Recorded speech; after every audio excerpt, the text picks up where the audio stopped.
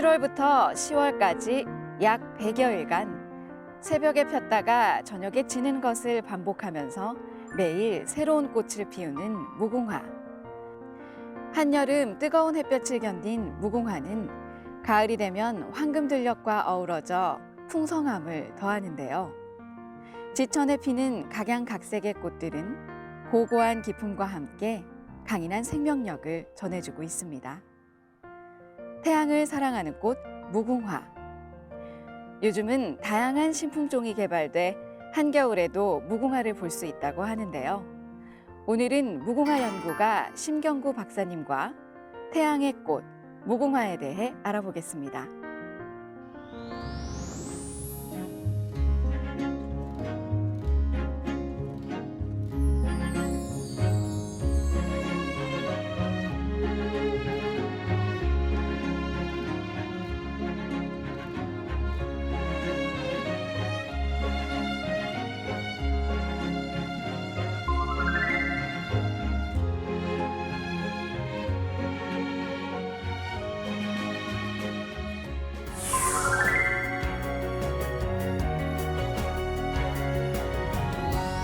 안녕하세요. 네, 반갑습니다. 네, 만나뵙게 돼서 반갑습니다. 박사님께서는 평생 무궁화 연구를 해오신 걸로 알고 있는데요. 항상 꽃과 함께 하셔서 그런지 아주 건강해 보이십니다. 예, 뭐 다른 친구들이나 다른 사람들이 한 10년은 더 젊다고 말하는 사람도 많습니다. 제가 아침 새벽 한 7시에 일어나서 자전거 타고 그다음에 오후에는 성원읍에 있는 남서울대학교 체육관에 가서 수영도 1시간 하고 또 돌아와서는 저녁에 산보도 하고 해서 하루에 한 12,000보 정도 걷습니다. 그래서 한 10년은 뭐 다른 사람들이 젊다고 이야기하고 나도 그렇게 느끼고 있습니다. 네, 정말 그렇게 보이십니다. 네, 무궁화는 상생방송하면 우측에 반복적으로 등장할 정도로 상생방송과도 인연이 깊은데요. 그래서 그런지 더 특별하게 느껴지는 것 같습니다. 네, 무궁화 그 로고 상생 방송의 오른쪽에 있는 무궁화 로고를 봤습니다. 네. 근데 조금 더 컬러가 선명한 거로 바꿔주시면 좋겠습니다. 아, 네, 알겠습니다. 네. 무궁화는 원체 아침에 피었다가 저녁에 지는 옛날 우리나라 책에도 나오지만 조생모사한 데서 12시간 정도 피는 꽃입니다. 그래서 아침 피었다가 저녁에 지고 피고 지고 피고 지고 해서 끈기생을 표현하는 그런 무궁화라서 과거에 우리나라에서 독립운동하는 사람들이 즐겨 또 찾고 하는 무궁화입니다. 그리고 또 네. 우리나라에서는 그 나라꽃으로 과거부터 이제까지 쭉 그렇게 정서적으로 생각하고 있는 무궁화, 영어로는 non-stopping해서 피는 것이 계속해서 핀다 해서 non-stopping이란 해서 피고 지고 피고 지고 하는 무궁화입니다. 네. 네, 그렇군요. 그럼 한 송이의 수명은 하루 정도라고 생각을 하면 될까요? 예, 뭐 이제까지 알려진 우리나라 재래종이나 이런 무궁화는 아침에 새벽 5시 피어가지고 저녁 5시는 12시간인데 이제 시대가 변하니까 무궁화 꽃도 변해야 되기 때문에 외국에서는 다 이제 밤에까지 피어 있는 무궁화. 그래서 저도 뭐 과거에 한 30년 전에 새로 품종을 만들었는데 아침 피었다 저녁에 지는 게 아침 피었다가 그 이튿날까지 30시간 피는 그런 무궁화를 새로 만들었습니다. 그래서 앞으로는 더 이제 이틀 이상 가는 무궁화로 바꿔가지고 새로운 품종을 만들어야 될 그런 시대가 오고 있는 겁니다. 네, 그렇군요. 제가 여기 와서 보니까 키가 한두 뼘 정도로 작은 것도 있고 또 꽃잎이 겹꽃잎으로 여러 장인 꽃도 있어서 신기했는데요. 이렇게 꾸준히 신품종을 개발하시는 이유가 있을 것 같습니다. 예, 이제 일반 사람들이 우리나라에서는 나라꽃 무궁화이기 때문에 개념이 과거에 독립운동을 할 때 그 개념으로 무궁화를 생각하고 있는데 시대가 변했으니까 무궁화도 이제 키가 큰 나무에서 일반 가정집이나 생활 속으로 무궁화를 가져오기 위해서는 키가 적은 걸 해서 보기 그러고 모든 사람들이 생활을 가지고 자동차를 타면 앉아 있는 그 상태에서 볼 수 있는 거로 바꿔져야 되기 때문에 벌써 유럽이나 미국에서는 다 3분의 1 이상 키 적은 나무로 바뀌었습니다. 그리고 꽃도 밤에까지 펴 있고 그 다음에 종자가 우리는 재래종이 무궁화가 달리고 있는데 종자가 안 달리고 하는 그런 무궁화로 바뀌고, 또 새로운 걸 원하는 거는 이제 수양성, 수양버들같이 수양성 되는 그런 무궁화를 이제 일본 사람들은 지금 새로 품종을 새로 만들고 있습니다. 그 시대에 따라서 나라꽃 무궁화도 그렇게 변해야 된다 이야기입니다. 아, 네, 그렇군요. 네, 형형색색의 신품종은 어떻게 탄생하게 되는지 궁금합니다. 이제 무궁화 품종이 세계적으로 알려져 있기는 한 250종 알려져 있습니다. 우리나라도 지금 도입된 게 한 250종 되는데, 예를 들면 우리나라 이제 강릉에 있는 천연기념물 홍단심인데 홍색입니다. 그거하고 안동에 있는 흰색하고 이제 서로 흰색하고 붉은색 교배해가지고 새로운 품종을 만드는 건데, 이제 시대에 따라서 완전히 붉은색도 되고 흰색도 되고 하는 이런 색으로 색깔을 종자를 교잡해가지고 그렇게 만드는 겁니다. 품종이. 네. 네. 번째 무궁화에 보면 속에 그 암술 머리가 있어요. 그러고 그 위에 이제 수술 꽃 가루가 있는데,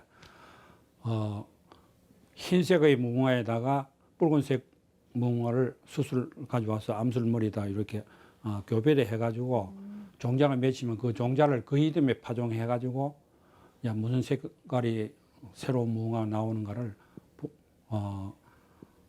관찰하게 되는데, 보통 새로운 품종이 탄생하기까지는 한 5년 정도나 4년 정도 걸립니다. 빠르면 4년.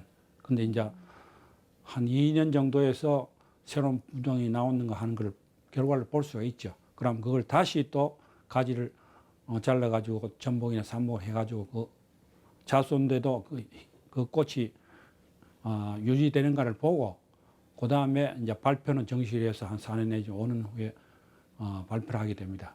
근데 색깔이 가지고 있는 색깔의 속이 사람도 마찬가지죠. 그 아프리카 사람하고 유럽 사람하고 결혼하기 때문에 또 다른 색깔 사람이 나오듯이 네. 꽃도 마찬가지로 그렇게 보면 됩니다. 네, 예. 그렇군요. 간단한 것 같지만 오랜 시간과 인내가 필요한 작업인데요. 현재까지 알려진 무궁화의 품종은 몇 가지 정도가 있을까요? 우리나라에 지금 현재 들어와서 생존하고 있는 한 250품종 정도 보고 있습니다. 네. 그 중에 이제 제가 한 80품종을 만들고 우리나라 재래종이 한 70품종인데, 색깔이나 나무 형태로 와서 종류를 따지면 우리가 흔히 보는 붉은 꽃이 있습니다. 속에 이제 붉은 단심이 있는 그걸 단심이라 그러는데, 꽃잎이 홍색일 때는 그걸 홍단심이라 그러고, 속에 단심은 붉은데 흰색이면 그건 백단심. 그 다음에 속은 붉은데 꽃잎이 푸른 거는 청단심. 그 다음에 꽃잎이 완전히 적색인 거는 적단심.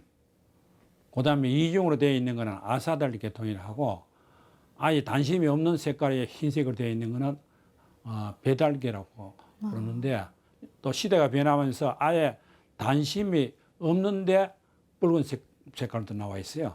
그런 거는 이제 그래서 그 새로운 나온 건데, 그거는 이제 무신계를 해가지고 제가 한 2품종 만들고 이번에 미국에서도 한 품종을 만들어서 등록한 게 있습니다. 그 시대에 따라서는 무궁화도 색깔이 다양해야 되는데, 일단은 우리나라에서는 6개 종류를 해서 구별하고 있습니다. 꽃 색깔을. 그런데 앞으로는 꽃 색깔도 중요하지만 품종이 나무의 모양, 외성이 되느냐, 수양이 되느냐, 그러면 하늘로 올라가는 외대어가 나무가 되느냐 하는 따라서 품종의 특성이나 이름이 새로 지어질 가능성이 있습니다. 예. 네, 그렇군요. 생각보다 품종이 참 많은 것 같습니다. 박사님께서는 무궁화로 로열티를 받는 유일한 학자로 알려져 있는데요. 어떤 계기로 지금까지 무궁화 연구를 해오고 계신 건가요? 네. 그 무궁화를 뭐 이게 이제 좀 자랑같이 비슷하지만, 내가 농담으로 친구들 사이에 내가 당군 일에 처음으로 우리나라 식물을 외국에다가 등록해가지고 로열티 받는 사람은 내밖에 없다고 내가 자랑하는데, 네. 무궁화를 지금 현재 미국에다 4품종을 등록해가지고 특허를 내가지고 이제 릴킴이라는 품종하고, 그건 우리나라 안동 재래종 무궁화입니다. 그거하고 그다음에 이제 환희하고 병화 종무인데, 그 영어로는 릴킴이고 하나는 그다음 리틀김 레드고, 리틀김 바이올렛이고 그다음에 러프들 사틴 해가지고 네 종류 팔리고 있는데 이제까지 한 로열티를 받은 게 한 2만 1,000불 정도 됩니다. 그러고 한 20만 주가 팔리는데 평균적으로 1년에 한 5만 주가 팔립니다.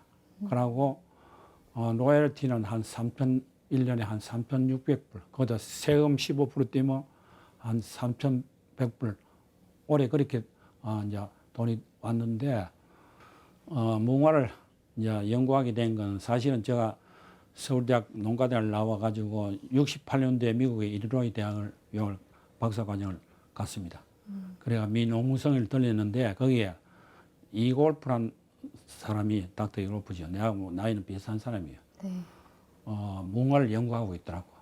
그래서 어떻게 연구하느냐. 한국이 나라꽃이기 때문에 미국에서 정식적으로 연구를 해가지고 진딧물이 안 끼고 그다음 종장 안 달리는 걸 분종을 만들어가지고 외교적인 정책 수단으로 자기가 하고 있다 하더라. 거기서 감명을 받고 내가 미국에서 학위를 하고 돌아와서 그 사람한테 유전자 자원을 받아가지고 그 이제 72년입니다.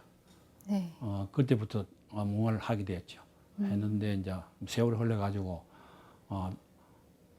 뭐 농담 비슷하고 뭐 자랑 비슷하게 세계적인 권위자에 대해서 미국에 있는 이제 대학 교재나 그럼 다른 책에도 보면 내 이름이 나옵니다. 네. 그래서 뭐 그 허무하게 생각하고 하는데 그럼 너무 자랑을 하면 또 방송에서도 그거 하고 하니까 네. 하여튼 근데 지금도 뭐 계속해서 하고 있습니다. 그래서 뭐 한 앞으로도 한 20년간은 더 해가지고 진딧물이 안 끼고 꽃이 더 좋은 그런 무궁화를 만들 그런 생각을 하고 있습니다. 네, 미국에서 먼저 연구하고 계셨다니 참 놀랍습니다. 그런데요, 박사님, 예전부터 이 무궁화에는 진딧물이 많아서 좀 지저분하다라는 얘기가 있거든요. 예, 그건 사실입니다. 네. 사실인데 과거에는 우리가 옛날에는 사실은 뭐 지금 시청하는 사람들 모르는 사람도 많이 있을지 모르지만 보릿고개를 해가지고 우리가 못 살 때 특히 이제 5월 달에 날씨가 가물면서 보리게 익을 때 그때 보릿고개인데 그 당시에 보면 보신기 전이죠. 네. 그럴 때 날씨가 더운데 보면 무궁화에 까만 진딧물이 많이 낍니다. 그러니까 배가 고플 때 그 진딧물 보니까 더 머리에 박혀 있어서 지금 이제 60이나 70 넘은 사람들은 대부분 다 그걸 생각하고 있는데 지금은 또 시대가 변해가지고 무궁화의 진딧물이 좀 덜 옵니다. 덜 오고 약도 좋은 게 개발되어 가지고 무궁화의 진딧물은 그렇게 문제는 되지 않습니다. 안 되는데 장미는 실제로 무궁화보다 진딧물이 더 많이 낍니다. 근데 일반 사람들은 또 지금 장미는 진딧물이 많이 끼는 걸 이야기 안 하고 무궁화가 낀다는 그것만 그러나 실제로 무궁화를 보지도 않고도 그렇게 이해하는 사람도 많습니다. 그런데 이제 앞으로는 그 진딧물이 강한 무궁화 품종도 개발되었고 그다음 약도 좋은 게 있기 때문에 무궁화의 진딧물은 이야기 안 해도 됩니다. 예. 네. 그 이제 과거에 일본 사람들 우리나라를 통치할 때 통치 방법으로 해서 우리나라 무궁화를 없애는 방향을 했어요. 그러다 보니까 이제 강원 홍천에 남궁 사람들이 감옥에 또 들어가고 했지만 초등학교 지금 그 당시에는 국민학교죠. 지금 초등학교지만 네. 학생들 보고 무궁화가 있으면 집에서 올 때 무궁화 꽃가루가 눈에 들어가면 봉사가 되니까 무궁화 나무를 뽑아오너라 네. 하고 또 경기도 지방에서는 나이 많은 사람 보고 딸이 시집 가면 남편이 죽으니 과부되니까 무궁화를 뽑아버리라 이렇게 이야기하는 데 있고 그 다음에 무궁화가 아침에 피었다가 저녁에 지는 하루살이와 같은 인생이니까 좋은 게 아니다. 그러니까 무궁화를 심지 마라. 그렇게 자꾸 운동을 정신적으로 입력을 시켜서 그 잔재의식이 아주까지 남아있기 때문에 그중에 이제 제일 강한 게 진딧물이 대한 게 요새 젊은 사람들은 진딧물도 모르면서 보지도 못하는 사람들도 진딧물이 낀다 이야기하는 사람 많지요. 근데 그거는 문제가 안 됩니다. 네. 우리 민족뿐만 아니라 한민족을 상징하는 식물까지 박해를 받은 건데요. 하루빨리 무궁화에 대한 잘못된 인식이 바로 잡혀야겠습니다. 하루 빨리 되는 게 아니고 네. 아직까지 세대가 바뀌어야 되는 거예요. 네. 지금 그 당시에 남아있던 사람들이 다 돌아가셔야 잊어버리는 거지. 그 사람들 보고 머릿속에 있는 걸 지금 없애라고 되지 않으니까 시대가 그러니까 한 20년 앞으로 더 있으면 자연적으로 그런 자연의식이 없어지는 거죠. 실제로 무궁화가 중국의 진나라 시대 4,300년 전에 책에 산해기는 책에 동방예의지국에 조생모생하는 무궁화가 있다 이렇게 돼 있거든요. 그 세계적으로 우리나라가 오래전부터 있었다고 몇천 년 전부터 있었기 때문에 그 자체는 관계없는데 정신적인 문제에서 지금 아직까지 남아 있으니까 이제 그분들이 다 돌아가시고 난 뒤는 자연적으로 없어지는 겁니다. 예.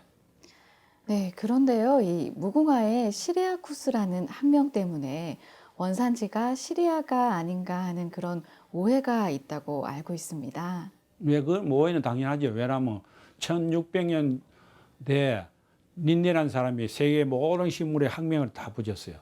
그 당시에는 뭐 병기도 없었을 테니까, 그러니까 우리나라 오지 못했을 테니까, 시리아에 많이 자생하고 있었으니까 시리아쿠스를 해가지고 한 건 사실이에요. 네. 근데 우리는 그 전부터 있었죠. 그러니까 4,300년 전에 신나라 시대에 산해기의 책에, 동방예의지국에 조생모생한다는 그 뒤로 쭉 기록이 쭉 나옵니다. 그래서 뭐 고찰해 보면 무궁화가 우리나라에서 실크로드를 해가지고 시리아를 해가지고 알렉산더 시대까지 해가지고 그 당시에 다시 돌아왔다 이렇게 보는 게 맞죠. 근데 뭐 어쨌든 기록상은 린네로 되어 있으니까 근데 뭐 1600년 같은 우리나라는 인민 병기화란 시대인데 뭐 그런 걸 뭐 생각할 수는 있는 건 아니지만 그렇게 주장하는 학자들이 있는데 그건 잘못이죠. 예. 네. 이게 이제 시리아 구수로 되어 있어서 시리아라 그런 데는 성경이 나오는 로접 사론 해가지고 이스라엘 쪽에 해서 해안가입니다. 네. 근데 거기에 있는 무궁화하고 우리나라에 있는 이 온대성 낙엽성 지방하고는 조금 틀립니다. 그러니까 그때 종은 같다고 봐야죠. 보는데 지금도 가보면 알렉산더 대왕이 살던 그 시절에 통용되는 언전이 있는데 그 언전은 한 2,000년 전의 이야기죠. 그 무궁화 언전이 있어요. 있고 한데 북쪽으로 따져가지고 낙엽 되는 지역을 해서 온대성 기후를 해가지고 우리나라가 이 카나다 그다음에 이제 독일 해가지고 그 선을 해가지고 무궁화가 많습니다. 그리고 품종도 많고 하는데 그 밑에 있는 시리아 쪽에 있는 건 아열대 기후이기 때문에 우리하고 조금 종이 틀린다고 봐야죠. 그 하와이 무궁화 종류하고 비슷한 종류라고 보면 되는데 그래도 뭐 학명은 다 시리아쿠스입니다. 그런데 고생에 이제 중국에도 무궁화 있고 한데 책에도 무궁화 책에도 한국이 자생한다고 한 책들도 많이 있어요. 한국하고 중국, 일본. 그 일본서는 또 과거에 일본이 자생하는 나라다 하고 이렇게 책을 쓴 책도 있어요. 근데 우리는 뭐 그런 기록은 없는데 앞으로 우리가 책을 쓸 때는 한국이 세계적으로 무궁화가 자생하는 지역이다 이렇게 책을 써가지고 기록을 남겨야 될 시기가 왔다고 보는 거죠. 네, 무궁화가 유럽을 비롯한 다양한 나라에 분포가 돼 있는 걸로 알고 있는데요. 외국에서는 무궁화가 어떻게 자리 잡고 있나요? 네, 우리나라 사람들은 무궁화가 우리나라 나라꽃이니까 우리나라밖에 없다고 생각하는 사람이 많은데 사실은 그렇지 않습니다. 네. 내가 무궁화를 하기 시작해서 무궁화가 있다는 나라는 다 가봤습니다. 나는 재배되고 있는 나라는 세계 각국에 한 28나라 됩니다. 실제로 미국만 예를 들더라도 우리나라부터 1년에 판매되는 묘목 수가 한 20만 주, 그 다음에 내품용만 1년에 5만 주 팔리니까 그 다음에 카나다까지 하면 25만 주. 일본만 해도 우리나라부터 무궁화가 더 많이 심화되어 있습니다. 네. 그러고 영국이나 불란서, 독일, 네덜란드, 그리고 실제로 지금 요사이도 새로운 품종을 만들고 있는 것도 우리나라부터 더 많이 만들고 있어요. 그런데 이제 심어놓고 잘 가꾸고 있습니다. 문제는 우리나라에서도 지금 이제까지 1945년 이후로 이제까지 2천만 주가 심어졌다 하는데 실제로는 뭐 200만 주도 안 된다 이야기예요. 왜냐하면 다 죽어버렸어. 네. 우리는 심어놓고 식목일날 잘 가꾸지 않은데 외국에서는 한 폭이 심화도 정상절 심화가지고 정상절을 가꿉니다. 그러니까 정상절 불란서 같은 데 가면 왕궁 같은 이런 데 캐슬 이런 데 가면 잘 가까워져 있습니다. 우리가 지금 반성해야 될 게 뭐냐면 한 포기를 심더라도 특히 초등학교 경우도 심는데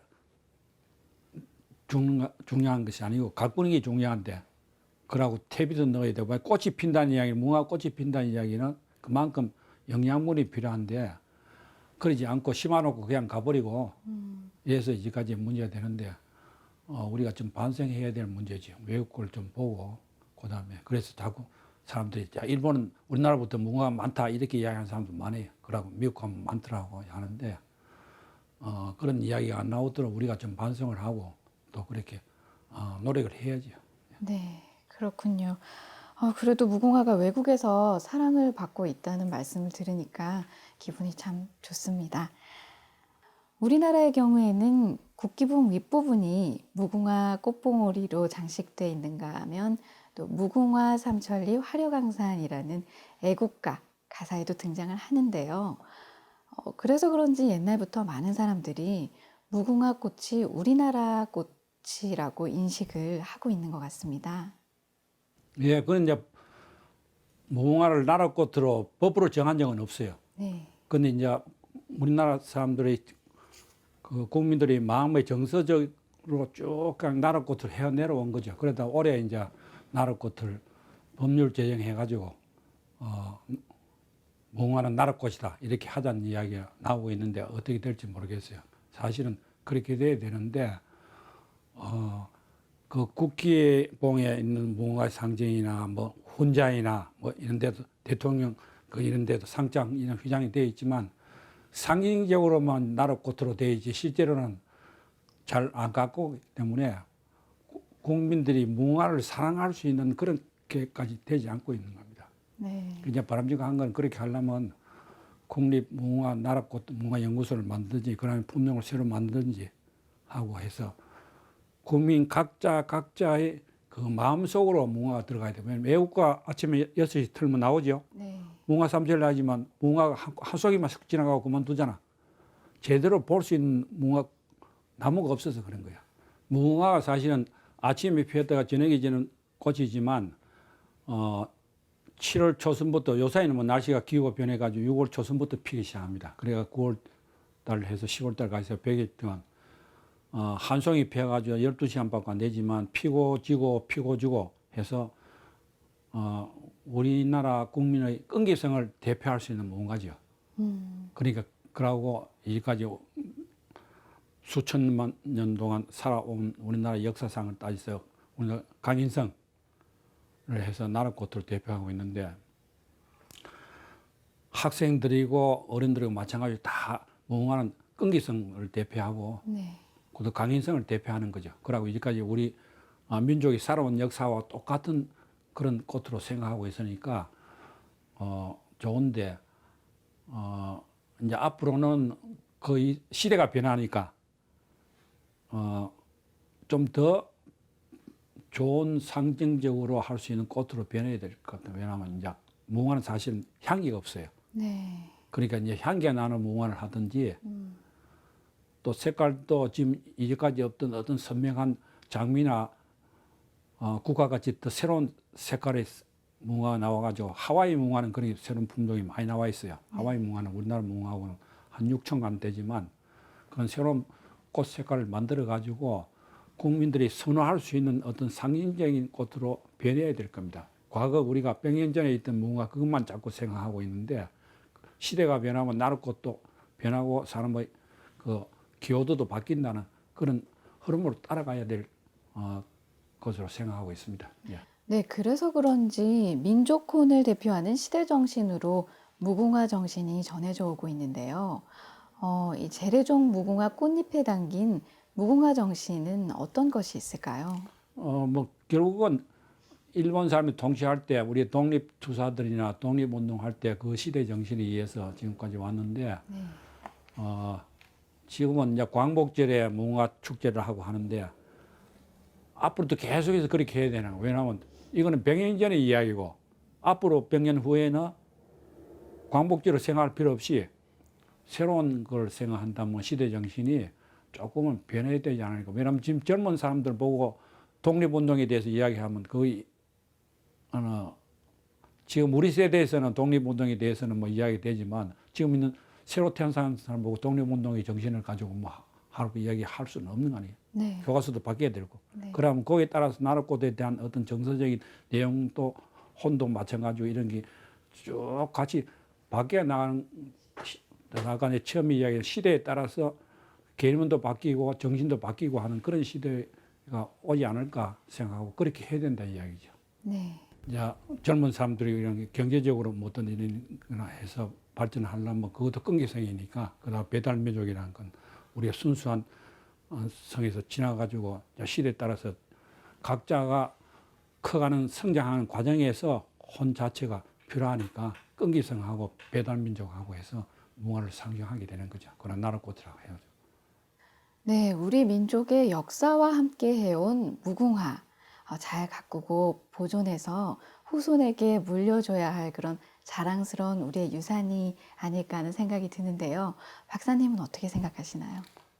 생활을 가까이 갈 수 있는 문화를 바꿔야 됩니다. 그러면 화분에 들어가가지고 화분에 심어가지고 아파트 베란다에서 볼 수 있고 그러니까 계속해서 접촉할 수 있는 왜냐하면 문화를 보러 가는 벌이 꿀을 찾아가는 게 꿀이 벌을 찾아가는 거 아니잖아. 네. 그러려면 생활 속의 문화를 변해야 됩니다. 그러면 문화 색깔도 변해야 되고 예를 들면 이제 하나가 예를 들면 첫째는 그래 하려면 나라꽃 문화가 법으로 정해져 있고 두 번째는 국립 나라꽃 문화를 연구하는 연구소가 있어야 되고 그 다음에는 이제 젊은 사람들이 생활 속으로 가려면 젊은 남자가 여자분한테 프로포즈 할 때도 문화를 가지고 이렇게 예를 들면 이제 절하재배를 해가지고 문화를 이건 내가 샘플로 가지고 나온 거지만 크리스마스 때도 이렇게 해가지고 이 꽃을 이렇게 갖다 바치고 하는 이런 식으로 생활을 할 수 있는 문화 쪽으로 가야 됩니다. 네. 그러고 이제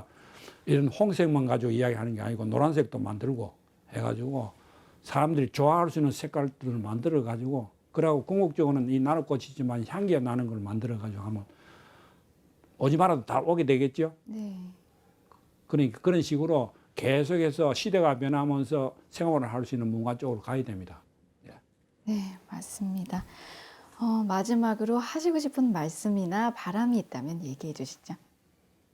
뭐 개인적으로 생각하면 저는 이제 한 20년간은 더 살아가지고 이 새로운 품종들을 만들어 가지고 이 붉은 꽃에서 노란색의 꽃으로 만들어 가지고 젊은 사람이 좋아할 수 있는 품종하고 향기 나는 문화를 만들어 가지고 했으면 좋겠다는 게 내 개인적인 바람이고 국가적으로 문화 나룻꽃이니까 어떻게 빠른 시일 내에 나룻꽃 문화가 법률로서 문화는 나룻꽃이다 하는 걸 법에다가 제정해야 된다 이야기입니다. 그러고 남북 통일 대비해서 나룻꽃 문화가 계속해서 지속할 수 있도록 국립 나룻꽃 문화가 신설돼 가지고 거기서 연구를 담당하는 것이 바람직하다고 생각합니다. 네. 나룻꽃 문화 축제를 광복절에만 하고 있는데 앞으로 100년 후에도 계속 광복절을 할 거냐 이야기입니다. 시대에 따르면 같이 변해야 되는데 지금 새로 탄생하는 사람들한테 광복절에 대해서 개념부터는 차라리 개천절에 우리 민족의 상징이니까 10월 달에 날씨가 서늘할 때 문화 나룻꽃 축제를 할 수 있는 게 바람직하지 않은가. 그때 또 꽃이 많이 피는 품종을 새로 개량하고 하는 게 내 개인적인 소망입니다. 네, 그렇군요. 네, 말씀 잘 들었습니다. 지금까지 소중한 시간 함께 해주셔서 감사드립니다. 네, 감사합니다.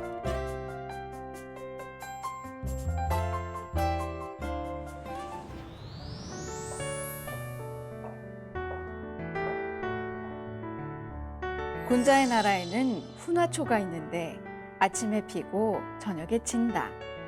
중국의 신화집 산해경에 나오는 내용인데요.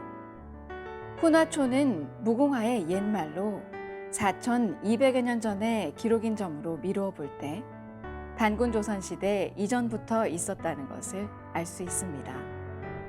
또한 환국과 배달국을 이은 단군조선의 역대 단군들은 제천단 주변에 무궁화를 많이 심었다고 하는데요.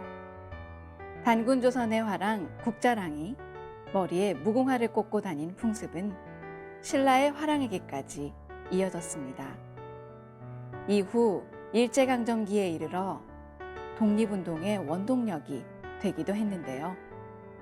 한민족을 상징하는 무궁화, 아름답고 자랑스러운 유산이 아닐까 합니다.